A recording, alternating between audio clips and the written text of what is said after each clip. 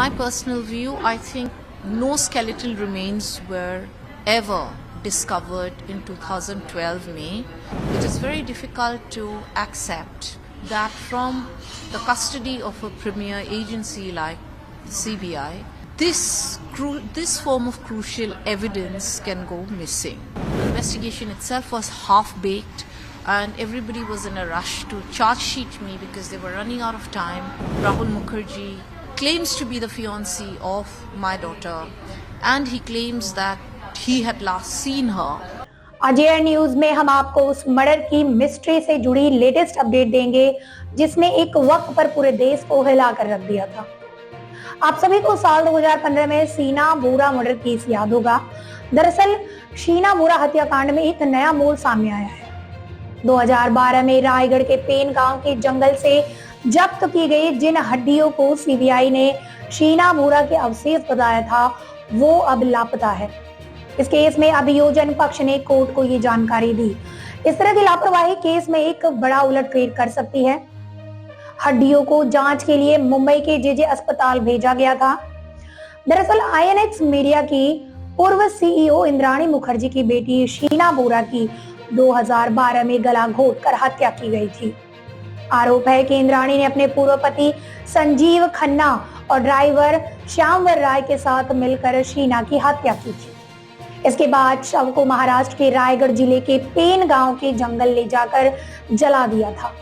Police ने pen गांव से कुछ हड्डियां जब्त की थी। जांच में पता चला था कि हड्डियां किसी जानवर की नहीं बल्कि इंसानी हैं। 3 साल तक हत्याकांड के बारे में किसी को पता नहीं चला था।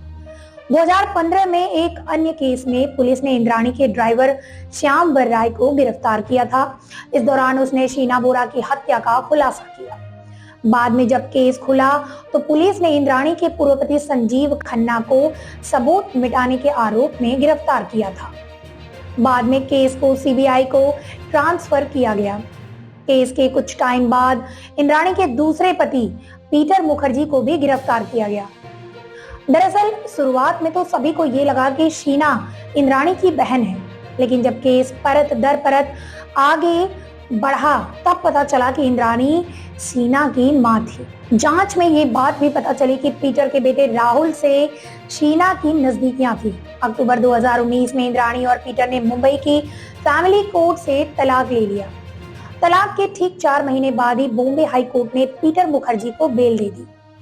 कोर्ट को पीटर के खिलाफ कोई पुख्ता सबूत अब तक नहीं मिला है। फिर 2 साल बाद यानी 18 मई 2022 को सुप्रीम कोर्ट ने इंद्राणी मुखर्जी को भी 7 साल बाद जमानत दे दी। कोर्ट के अनुसार ये केस लंबा चलेगा। ऐसे में जब्त की गई हड्डियों के गायब होने से ये केस वाकई में कमजोर हो गया है। इतने बड़े सबूत का इस तरह से गायब होना काफी शक पैदा करता है। जांच एजेंसियों द्वारा की गई ऐसी भूल न्याय और सच्चाई के लिए खतरा पैदा कर सकती है।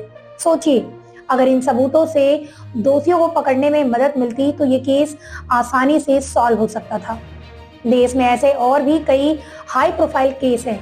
सबूतों के साथ ऐसी लापरवाही बाकी केसों में भी हो सकती है।